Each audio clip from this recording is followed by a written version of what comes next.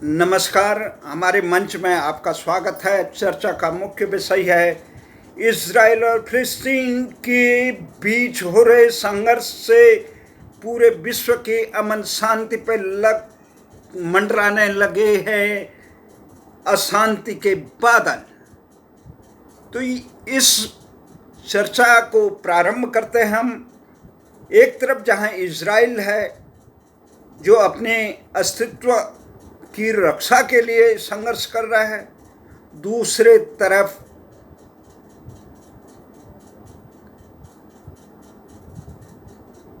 छप्पन 57 देश जो हैं फिलिस्तीन के समर्थक, अरब देश और विश्व के तमाम मुस्लिम देश जो इजराइल को आतंकियों का अड्डा मानकर उसके द्वारा फिलिस्तीन में मुस्लिम धर्मावलंबियों पर किए गए अत्याचार को आतंकी हमला बताकर अंतर्राष्ट्रीय समुदाय से उसको सबक सिखाने का न केवल आग्रह कर रहे हैं, अपितु सब संगठित होकर इजराइल को इस गुनाह की सजा देने के लिए तैयार है। और इस इस्लामिक देशों का नेतृत्व करने के लिए उतावले हैं टर्की, पाकिस्तान सहित अन्य देश। जहां इजराइल और फिलिस्तीन के बीच में संघर्ष का मुख्य कारण ये है कि इजराइल यरूशलेम को अपनी राजधानी घोषित कर चुका है, वहीं फिलिस्तीन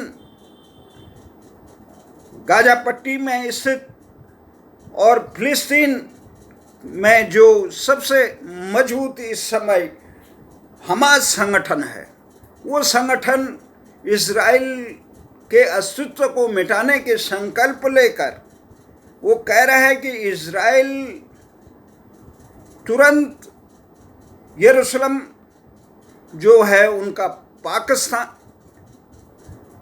पवित्र नगर है, यहाँ पे मोहम्मद साहब की यादें हैं, तो इसलिए वहाँ से अरबों को बेदखल करना एक प्रकार से जघन्य कांड है। और इसी को देखते हुए जब इजराइल की सुरक्षा बलों ने फिलिस्तीन हमास समर्थक लोगों को वहाँ से निकालना शुरू किया, तो हमास ने इजराइल पे सैकड़ों रॉकेट प्रक्षेपास्त्र दाग दिए, जिसको हालांकि इजराइल ने तहस नहस कर दिया।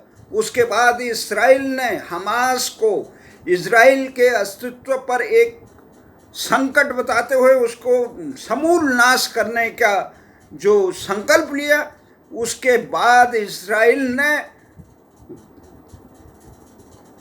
हमास के तमाम अड्डों को, मुख्यालय सहित नौसेना इत्यादि के अड्डों को तहस नहस कर दिया।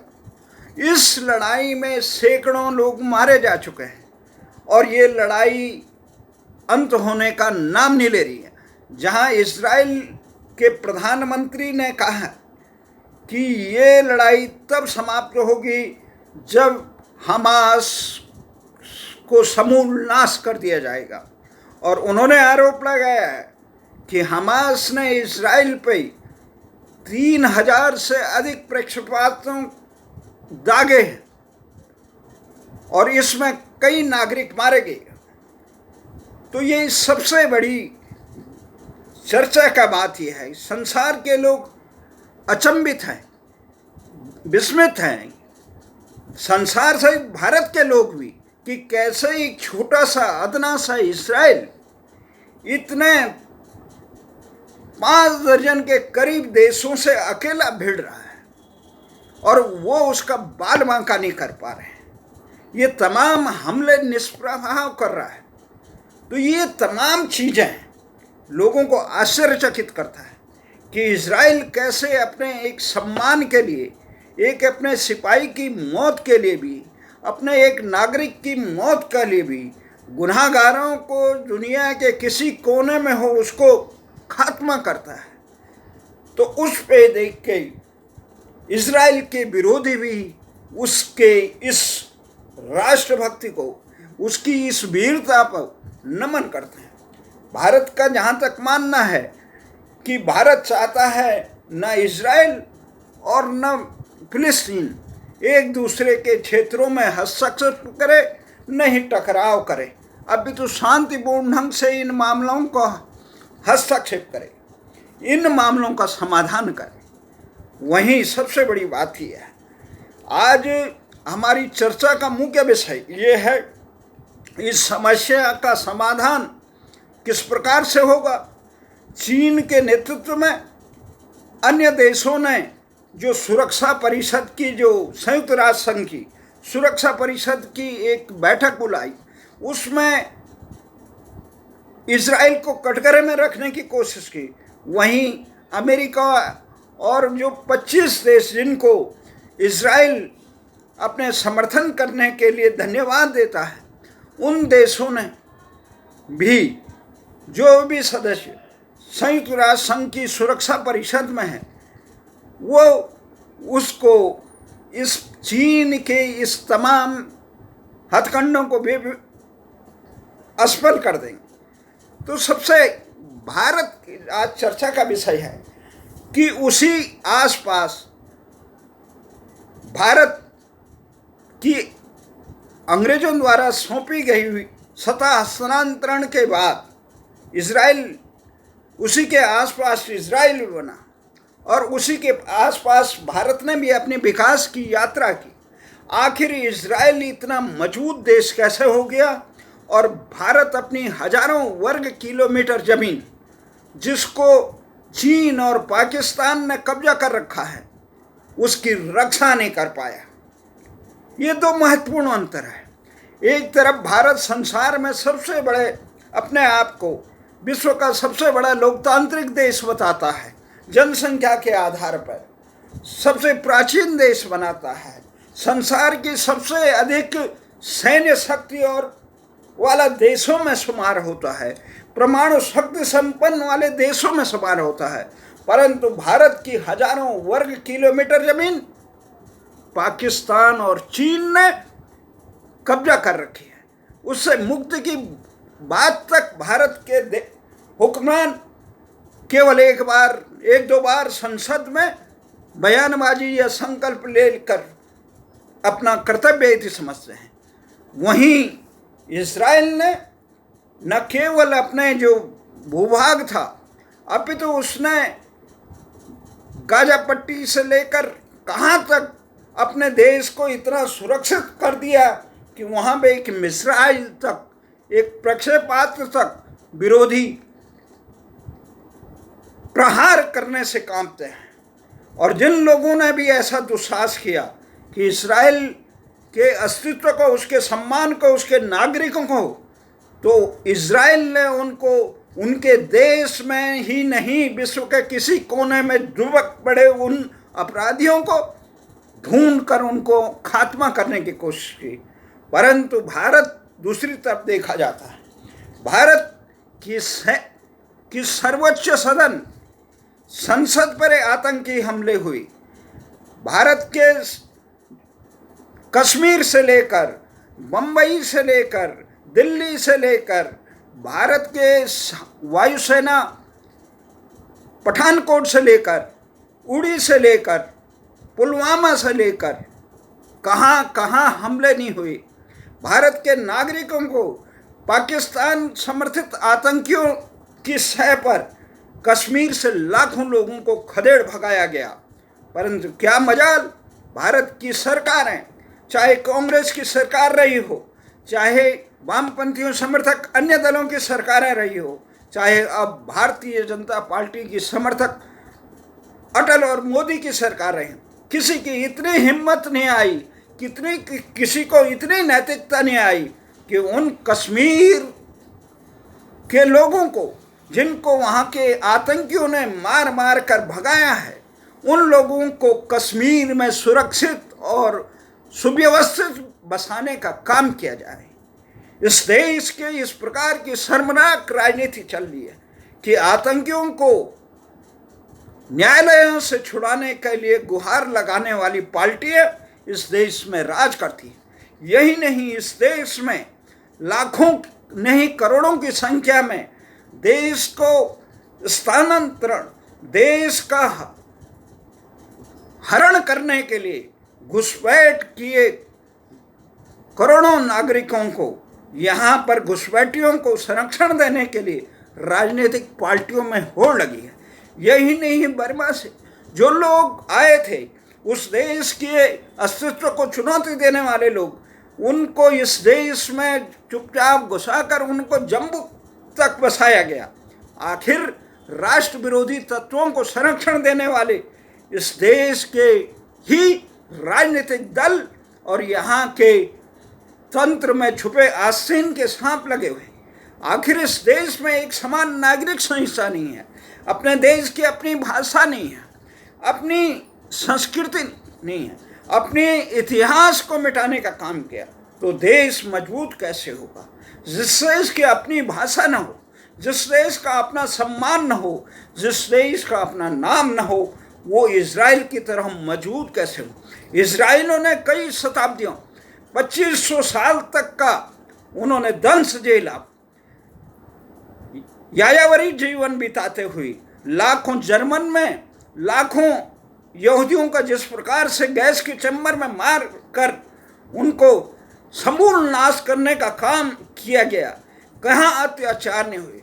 भले ही भारत में उनको संरक्षण दिया गया, परंतु यहूदियों ने जब अवसर मिला उन्हें एक देश के तौर पर बनने का, तो उन्होंने भारतीयों की तरह अंग्रेजी भाषा का तलवा चाटने का काम नहीं किया। अधिकांश यहूदी अंग्रेजी और अरब भाषा भी जानते थे, लेकिन उन्होंने ये काम नहीं किया।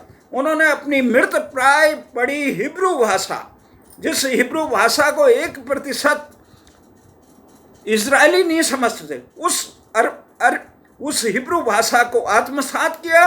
उस हिब्रू भाषा की बदौलत आज संसार में इजराइल सबसे मजबूत विकसित देश है। जहाँ भारत चीन द्वारा प्रसारित कोरोना महामारी से त्रस्त होकर अमेरिका तबाह हो चुके हैं अर्थव्यवस्थाएं, वहीं इजराइल इस कोरोना से भी मुक्त होकर राष्ट्र की रक्षा और राष्ट्र की मजबूती के लिए अकेले दम पे संघर्ष कर रहा है। भारत की ये स्थिति है, भारत अपने दमखम पर सही दृष्टिकोण सामने नहीं रख पा रहा है। तुष्टीकरण की राजनीति के कारण जो इजराइल भारत के साथ हर कदम में साथ खड़ा रहता है, उसके साथ भी इस प्रकार से कदम साथ गर्दिश में उसके साथ खड़े होने का काम नहीं करता। तो आज हमारा ये सबसे महत्वपूर्ण चीज़ ये है कि इजराइल इसलिए मजबूत है कि उसने अपनी जड़ों को, अपनी संस्कृति को, अपनी भाषा को, अपने स्वाभिमान को सौदा नहीं किया। वहाँ राजनीति की सत्ता में कोई भी दल आए, विपक्ष में कोई भी दल आए, पर जहाँ राष्ट्र की बात होती है वहाँ इजराइल का हर नागरिक, हर दल राष्ट्र के साथ खड़ा होता है। और भारत में इसके खिलाफ है कि सत्ता के लिए ये लोग, यहाँ के राजनीतिक दल, यहाँ के तमाम बुद्धिजीवी, यहाँ के अधिकांश जनता, उन्हें ये लगता है कोई बने निरप हमें का हानि। वो राष्ट्र के प्रति सचेत नहीं है, क्योंकि अंग्रेजों द्वारा सौगात में मिली हुई इस आज़ादी की कीमत भारतीय लोग नहीं जानते हैं। भारतीय लोग भले ही लाखों जाबाज शहीदों ने अपनी प्राणों की बाजी लगाकर इस आज़ादी को हासिल करने के लिए अपने प्राणों की बाजी लगाई, परंतु यहाँ के नेता, नौकरशाह, आम जनता भी आज भी इसकी कीमत का कोई एहसास नहीं है। देश के अधिकांश हुकूमत, राजनीतिक दल तथा कथित बुद्धिजीवी व शासन प्रशासन के कर्णधार देश को जाति, क्षेत्र, संप्रदाय, भ्रष्टाचार की दलदल में धकेलने के साथ भारत को तबाह करने वाले दुश्मनों व आस्तीन के सांपों को शर्मनाक संरक्षण देते हैं। इससे देश निरंतर कमजोर हो रहा है। देश के तमाम जनप्रतिनिधि व दल सत्तासीन होने का मतलब इस देश के विकास के संसाधनों पे बंदर बांट करने का अपना हक समझ लेते हैं। इसके कारण देश की आम जनता शिक्षा, चिकित्सा, रोजगार, न्याय और शासन से वंचित है। देश की सुरक्षा दिन प्रतिदिन कमजोर हो रही है। ये हालत ये है जहां इजराइल अपने विरोधियों को तहस नहस करने के लिए तत्पर रहता है। उसके किसी विरोधी में इतनी हिम्मत नहीं होती है कि इजराइल के एक नागरिक की तरफ आंख भी उठाए। वहीं भारत के टुकड़े करने के लिए लगे हुए चीन और पाकिस्तान तक को भारत की सरकारें दुश्मन देश और या आतंकी देश घोषित करने की हिम्मत नहीं जुटा पा रहे।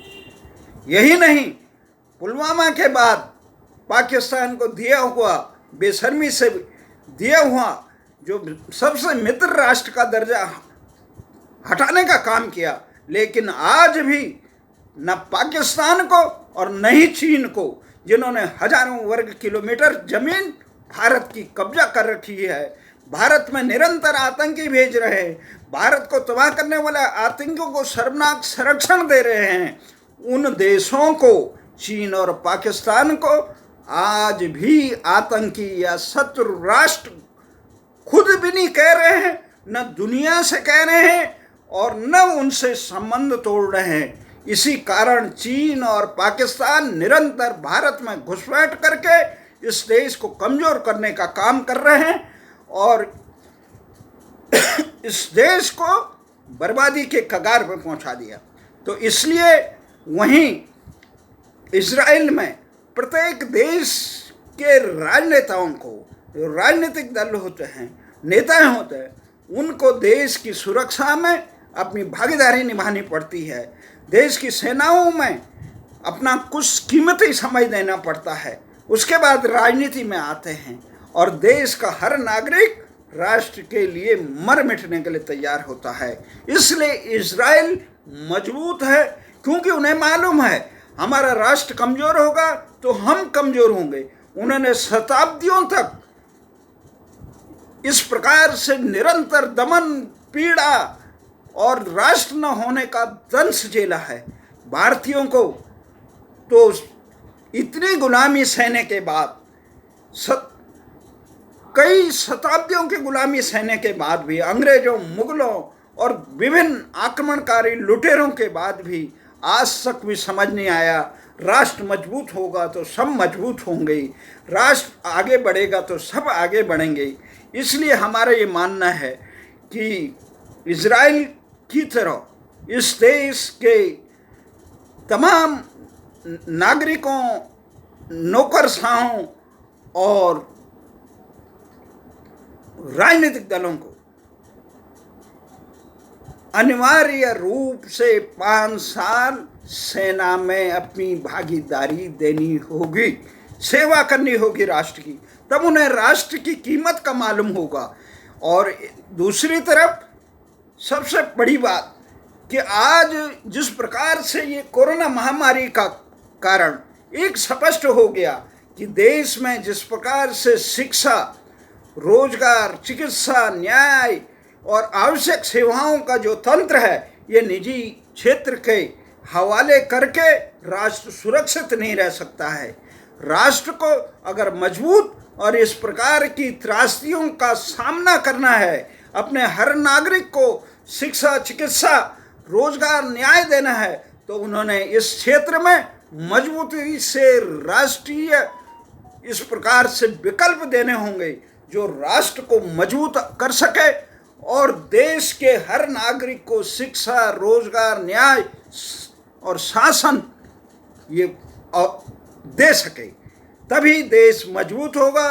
ये इस प्रकार की अव्यवस्थाएं, क्योंकि देश के तमाम राजनीतिक जो भी सत्ता में आते हैं उनका ध्यान देश के विकास की तरफ न होके अगला चुनाव जीतने के लिए संसाधन इकट्ठा करने के लिए होता है या अपने निहित स्वार्थ के लिए। इसलिए राष्ट्र के हितों की रक्षा के लिए देश के मूल तत्व को, जो जीवन रेखा है, शिक्षा, चिकित्सा, रोजगार, न्याय, आवश्यक सेवाएं, इसको निजी क्षेत्र के रहमो करम पर नहीं छोड़ा जा सकता है। हर नागरिक को चिकित्सा शिक्षा देना देश की सरकारों की पहली जिम्मेदारी है। इसी के साथ हम फिर आह्वान करते हैं, आज इजराइल की तरह मजबूत बनने का, इजराइल की तरह विकसित होने का, इजराइल की तरह अपने स्वाभिमान की रक्षा करने का। इसी के साथ जय हिंद, जय भारत।